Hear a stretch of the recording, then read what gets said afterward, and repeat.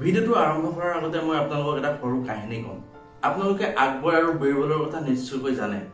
আকবৰ আৰু বীৰবল এদিন এখন জংঘলত চিকাৰৰ বাবে গৈছিল আৰু সেই চিকাৰত গৈ থাকোঁতেই হঠাতে আকবৰৰ ভৰিত দুখ পাই আচলতে ভৰিটোত অলপমান ঘাঁ লাগিলে বা কাটি গ'ল আৰু আকবৰে তেতিয়া বীৰবলক ক'লে, বীৰবল যে মোৰ ভৰিটো কটা গ'ল, মানে যিটো আমি কওঁ যে আমি কিবা এটা শুভ কামত ওলাই গ'লে এনেকুৱা কিবা অঘটন হ'ব নালাগে, আৰু সেই কথাটোৱে আচলতে আকবৰে বীৰবলক ক'লে। আৰু তেতিয়া বীৰবলে এষাৰ কথা কৈছিল। বীৰবল যিহেতু বহুত জ্ঞানী আৰু বুদ্ধিক আছিল, বীৰবলে ৰজা আকবৰক কৈছিল যে মহাৰাজ, যি হয় সকলো ভালৰ কাৰণে হয়। বীৰবলৰ এই কথাষাৰ শুনি ৰজা আকবৰৰ বহুত খং উঠিল। আকবৰে ভাবিলে, মই ভৰিত দুখ পাইছোঁ, মোৰ ভৰিটো কটা গৈছে, আৰু বীৰবলে কৈছে যি হয় ভালৰ কাৰণে হয়। আৰু লগে লগেই আকবৰ ৰজাই সৈনিকসকলক আদেশ দিলে যে বীৰবলক নি পেলাই কাৰাগাৰত বন্দী কৰি ৰখোৱা হওক। আকবৰক কৰা এনে মন্তব্যৰ কাৰণে আকবৰে সৈনিকসকলক নিৰ্দেশ দিলে আৰু লগে লগে সৈনিকসকলে ধৰি নি বীৰবলক কাৰাগাৰত বন্দী কৰি ৰাখিলে। তাৰপিছতে আকবৰ সৈনিকসকলৰ সৈতে পুনৰ চিকাৰৰ বাবে আগবাঢ়ি গৈ থাকিল। তেনেতে এজাক জংগলী মানুহে আকবৰ আৰু সৈনিকৰ সৈতে সকলোকে আগুৰি ধৰি সিহঁতক বন্দী বনাই সিহঁতৰ ঠাইলৈ লৈ গ'ল। সেই ঠাইডোখৰত গৈ পাই আকবৰে যেতিয়া দেখিলে বা জানিব পাৰিলে যে আকবৰক আচলতে ধৰি লৈ অহা হৈছে তেখেতক বলি দিবৰ কাৰণে, কিবা এটা পূজাৰ কাৰণে আচলতে বলি দিবৰ কাৰণে সেই আকবৰক ধৰি বান্ধি লৈ গৈছে। আৰু বলি দিবলৈ লওঁতেই এজনে দেখিলে যে আকবৰৰ ভৰিত ঘাঁ লাগি আছে বা তাত কটা চিন আছে। তো তেতিয়া সেই বলিটো নাকচ হ'ল। কিয় নাকচ হ'ল? যিজন মানুহৰ শৰীৰটোত কিবা কটা চিঙা বা এনে ধৰণৰ ঘাঁ থাকে, তেওঁ আচলতে সেই বলিটো বা তেওঁক বলি দিলে সেই পূজাটো সম্পন্ন নহ'ব। আৰু সেইবাবে ৰজা আকবৰক সেই বলিটোৰ পৰা মুক্তি দিয়া হ'ল আৰু তেওঁক এৰি দিয়া হ'ল। তেতিয়া আকবৰ ৰজাই এটা কথা উপলব্ধি কৰিলে, সেই যে বীৰবলে এষাৰ কথা কৈছিল যে যি হয় ভালৰ কাৰণে হয়, তেতিয়া তেওঁ উপলব্ধি কৰিলে আৰু পুনতেই তেওঁ নিজৰ ৰাজ্যলৈ আহি পোনপ্ৰথমে বীৰবলক কাৰাগাৰৰ পৰা মুকলি কৰিলে। কাৰাগাৰৰ পৰা মুকলি কৰি আকবৰে বীৰবলক ক'লে যে তুমি যি কৈছিলা ভালৰ কাৰণে কৈছিলা, মই এতিয়াহে কথাটো উপলব্ধি কৰিছোঁ, আৰু মই তোমাৰ ওচৰত ক্ষমা প্ৰাৰ্থী, মই তোমাকো শাস্তি দিলোঁ, তোমাকো কাৰাগাৰত ৰাখিবলৈ আদেশ দিলোঁ। তেতিয়া বীৰবলে আকৌ একেটা কথাকে পুনৰ দোহৰালে। বীৰবলে ক'লে যে মহাৰাজ, যি হয় ভালৰ কাৰণে হয়। সেই কথাষাৰ শুনি আকবৰৰ চকু কপালত উঠিল যে মইতো যে বীৰবলক আচলতে কাৰাগাৰত ভৰালোঁ, তাৰপিছতো বীৰবলে কিয় কৈছে যে যি হয় ভালৰ কাৰণে হয়। তেতিয়া বীৰবলে ক'লে যে মহাৰাজ, যদি আপুনি মোক তাৰ পৰা উভতাই বা সৈনিকসকলৰ হতুৱাই যদি বন্দী নকৰে, মোক যদি কাৰাগাৰত ভৰাই নথলে হ'লে, মইতো আপোনালোক গুচি গ'লোহেঁতেন। আপোনাৰ ভৰিত ঘাঁ আছে কাৰণে আপোনাক তাত বলি নিদিলে, কিন্তু মোৰ শৰীৰত তেনেধৰণৰ কোনো ঘাঁ নাছিল, হয়তো আপোনাৰ সলনি মোক তাত বলি দিয়া গ'লহেঁতেন। গতিকে যি হয় ভালৰ কাৰণে হয়, এই কথাষাৰ আচলতে বীৰবলে আকবৰ ৰজাক বুজাই দিলে। এই কাহিনীটোৰ পৰা আপুনি কি বুজি পালে? হয়তো আপুনিও এইটো কথা ইতিমধ্যে উপলব্ধি কৰিছে যে মানুহৰ জীৱনত যি হয় ভালৰ কাৰণে হয়।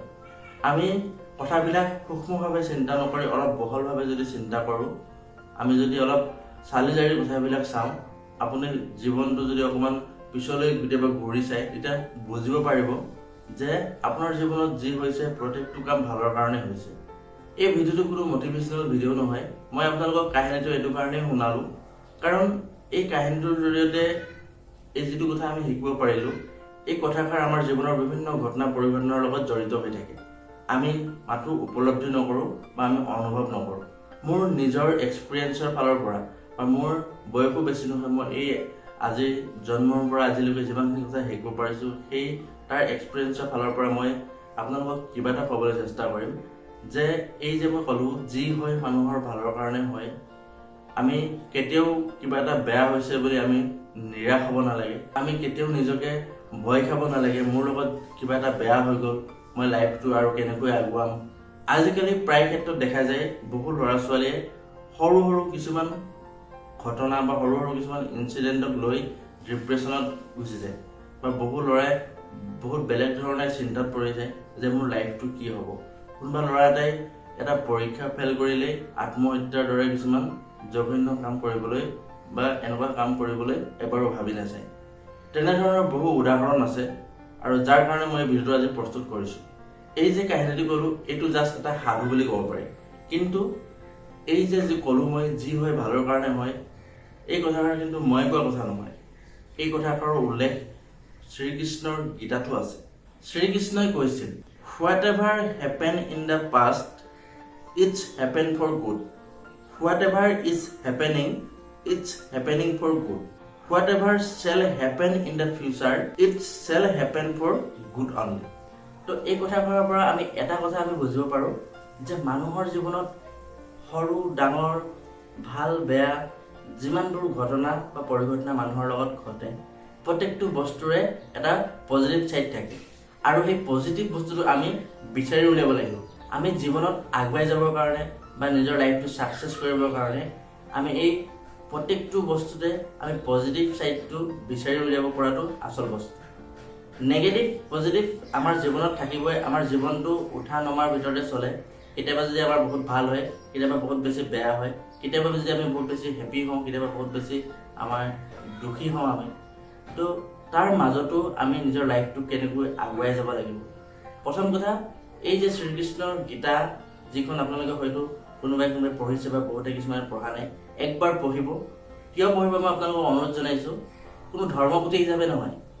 আপোনালোকৰ জীৱনত এই কিছুমান যে এনেকুৱা ধৰণৰ ঘটনা বা ইনচিডেণ্ট হয়, যাৰ কাৰণে কেতিয়াবা নিজকে চম্ভালিবলৈ দিগদাৰ হয় বা এই আমি চিটুৱেশ্যন হেণ্ডেল যিটো কওঁ, আমাৰ পৰিস্থিতিটো নিয়ন্ত্ৰণ কৰিব পৰাকৈ, নিজক নিয়ন্ত্ৰণ কৰি ৰাখিব পৰাকৈ কিছুমান বস্তু আমি উপলব্ধি নকৰোঁ, যিটো আপোনালোকে সেই গীতাখন যদি পঢ়ে, সেই গীতাখন পঢ়িলে আপুনি এই বস্তুখিনি উপলব্ধি কৰিব পাৰিব। নিজকে আপুনি মেণ্টেলি ষ্ট্ৰং কৰিব পাৰিব, যাৰ ফলস্বৰূপে আপুনি জীৱনত এই কিছুমান এনেকুৱা চিটুৱেশ্যনৰ ফেচ কৰিবৰ কাৰণে আপুনি বহুত নিজকে সাহস লাভ কৰিব। গতিকে আপোনালোকলৈ মোৰ অনুৰোধ যে জীৱনত যিয়ে নহওক সদায় পজিটিভ ছাইডটো বিচাৰিব। নেগেটিভ কিবা এটা হ'লেও তাৰ মাজতো পজিটিভ কিবা এটা যে আছে, সেইটো কথা সদায় মনত ৰাখিব। যে কিবা এটা বস্তু বেয়া হৈছে, তাৰ পাছতে কিন্তু ভালটো আহে, এইটো কথা মনত ৰাখিব। আৰু লগতে আপুনি এটা বস্তু মন কৰিব, আপোনাৰ বয়স যেতিয়া 20 বছৰ বা 50 বছৰ হ'ব, আপুনি যেতিয়া এৰি অহা 50 বছৰলৈ যেতিয়া উলটি চাব বা আপুনি এবাৰ মনত পেলাব, তেতিয়া আপুনি গম পাব যে আপোনাৰ লগত হৈ যোৱা সেই 50 বছৰত যি ঘটনা হৈ গ'ল, সেই ঘটনাবিলাকৰ আঁৰত কিবা এটা বেয়া ঘটনা হৈছিল, তাৰ আঁৰত কিবা নহয় কিবা এটা ভালৰ কাৰণে হৈছিলে, যাৰ কাৰণে আপুনি আজিও এনেদৰে ভালদৰে আছে। ছাপ'জ আপুনি কেতিয়াবা মন কৰিব, আমি ক'ৰবাত গৈ আছোঁ বাইকেদি, আমাৰ ক'ৰবাত ঘপককৈ এটা সৰু সুৰা এক্সিডেণ্ট হৈ গ'ল, আমাৰ হাতত অলপ দুখ পালোঁ, নতুবা আমাৰ ভৰি এখন ভাঙি গ'ল। এইটো চাবলৈ গ'লে এইটো বেয়া হয়, কিন্তু তাৰো এটা পজিটিভ ছাইড যদি আপুনি বহলভাৱে যদি আপুনি বিশ্লেষণ কৰি চায়, তেতিয়া বুজিব পাৰিব। হয়তো আমি যদি সেই এক্সিডেণ্টটো সৰু সুৰা এইটো এক্সিডেণ্ট নহ'ল হয়, তেতিয়াহ'লে হয়তো আমি ক'ৰবাতকৈ এটা আমাৰ ডাঙৰ এক্সিডেণ্ট হ'বলৈ আছিলে, যাৰ পৰা আমি ৰক্ষা পালোঁ। তো প্ৰত্যেকটো বস্তু এনেধৰণে ভাবিব, জীৱনটো বহুত সহজ হৈ পৰে। আৰু মই ভিডিঅ'টো এইটো কাৰণেই বনালোঁ, কাৰণ আজিকালি কণ ল'ৰা ছোৱালীবিলাক বিশেষকৈ বহুত ক্ষেত্ৰত ডিপ্ৰেশ্যনত যোৱা দেখা যায়। মই মেট্ৰিক পাছ কৰিব নোৱাৰিলোঁ, মই হায়াৰ ছেকেণ্ডেৰী পাছ কৰিব নোৱাৰিলোঁ, মই জব নাপালোঁ, মই এইটো কৰিব নোৱাৰিলোঁ, মই বোলে কিবা এটা গেম খেলিছিলোঁ, গেমত ছাকচেছ হ'ব নোৱাৰিলোঁ। চাওক, আপুনি গেমত ছাকচেছ হ'ব নোৱাৰিলে তাৰ মানে এইটো নহয় যে আপুনি জীৱনত একো ক্ষেত্ৰতে আগবাঢ়ি যাব নোৱাৰিব। হয়তো ভগৱানে বিচৰা নাই বা মানে আপোনাৰ কাৰণে সেই কামটো উচিত নহয়, যাৰ কাৰণে আপুনি সেই কামটো ছাকচেছ হ'ব পৰা নাই। তো সেইকাৰণে প্ৰত্যেকটো বস্তুৰ পজিটিভলি ভাবক। আৰু পৰাপক্ষত শ্ৰীকৃষ্ণৰ এইখন গীতা, যাৰ আপুনি অসমীয়া অনুবাদো পাব, এখন একবাৰ পঢ়ক। মোৰ বিশ্বাস আপুনি সেইখন পঢ়াৰ পিছত আপোনাৰো লাইফটো বহুত সহজ হিচাপে আপুনি ল'ব পাৰিব। এইটো আছে সৰু এটা ভিডিঅ'। যদি ভিডিঅ'টো চাই ভাল পালে তেন্তে লাইক কৰিব, আৰু যদি কিবা ক'ব লগা থাকে আপোনালোকে কমেণ্ট বক্সত কমেণ্ট কৰিব। ধন্যবাদ।